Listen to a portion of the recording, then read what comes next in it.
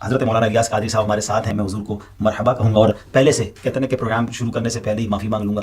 ایک سوال میرے سامنے موجود ہے کہ میں دعوت اسلامی کا حصہ بننا چاہتا تھا، لیکن میں نے اپنے ایک پڑوسی کو دیکھا جو پہلے پینٹ شرٹ میں ہوتا تھا، رات کو ہوٹل پر گپ شپ بھی ہوتی تھی، مگر جب سے اس نے دعوت اسلامی کے اجتماعات میں جانا شروع کیا اس کی پینٹ بھی گئی، ہوٹل بھی گیا، وہ بالکل چینج ہو گیا. اب تو وہ امامہ، وہ انہوں نے لکھا پگڑی باندھنے لگا، شلوار قمیص پہنتا ہے. میں نے دیکھ کر فیصلہ کر لیا کہ دعوت اسلامی میں گئے تو پھر تو یہ سارا لباس وغیرہ سب چینج ہو جائے گا، مجھے بھی پگڑی اور شلوار قمیص باندھنی پڑے گی، زندگی میں تو یہی رہ جائے گا. اتنی پابندی نہیں ہوتی ہم سے بھائی.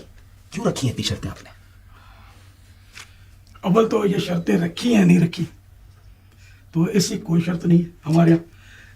اور آپ جو حصہ بننا چاہتے تھے تو کوئی دنیاوی مفاد تھا یا آخرت مقصود تھی؟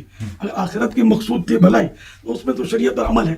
تو اگر کسی نے امامہ شریف باندھا ہے، داڑھی مبارک سجائی ہے، تو آپ ذرا تصور میں پیارے آقا صلی اللہ علیہ وسلم کا حلیہ مبارک لائیں.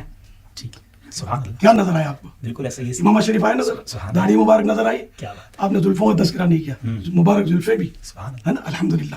تو اگر کسی عاشق رسول نے جذبہ پیدا ہوا اور یہ حلیہ اپنایا تو اس کو تو ہر کا مطلب مرحبا کہنا چاہیے، نہ کہ اس کی وجہ سے آدمی پیچھے ہٹے، معاذ اللہ.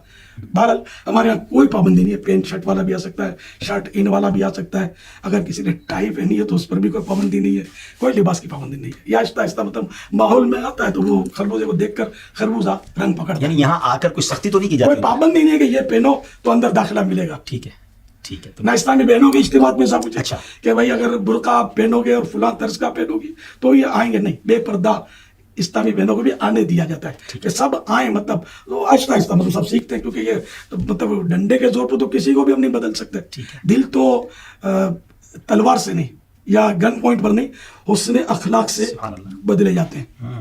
یہ آپ کی غلط فہمی ہے. چلیں جناب، غلط فہمی کا ازالہ ہو گیا اور امید ہے کہ بہت سارے لوگوں کی کنفیوژن دور ہوگی کہ دعوت اسلامی میں کوئی پابندی نہیں ہے اور آپ آئیں، آپ کو ویلکم کیا جائے گا اور آپ پر کوئی سختی بھی نہیں کی جائے گی.